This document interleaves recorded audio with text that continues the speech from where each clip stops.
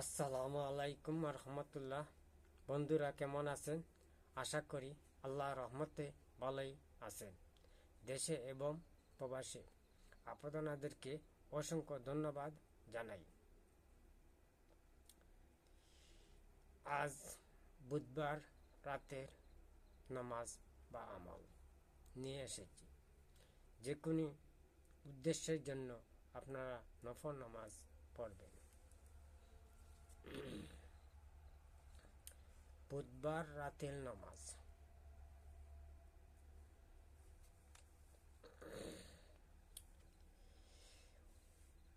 অজু অবস্থায় পবিত্র 2 রাকাত নিয়তে মোট 4 রাকাত নামাজ আদায় করবেন।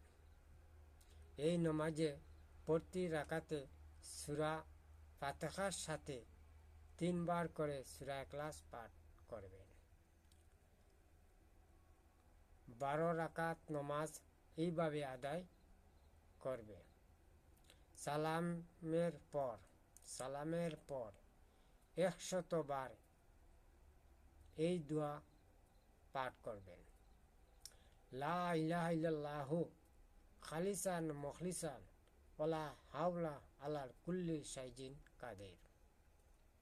আমি আবার বলছি, লা ইলাহা ইল্লাল্লাহু খালিসান মুখলিসান ওয়ালা হাওলা আলা কুল্লি শাইইন কাদির। 100 বার এই দোয়া পাঠ করবেন।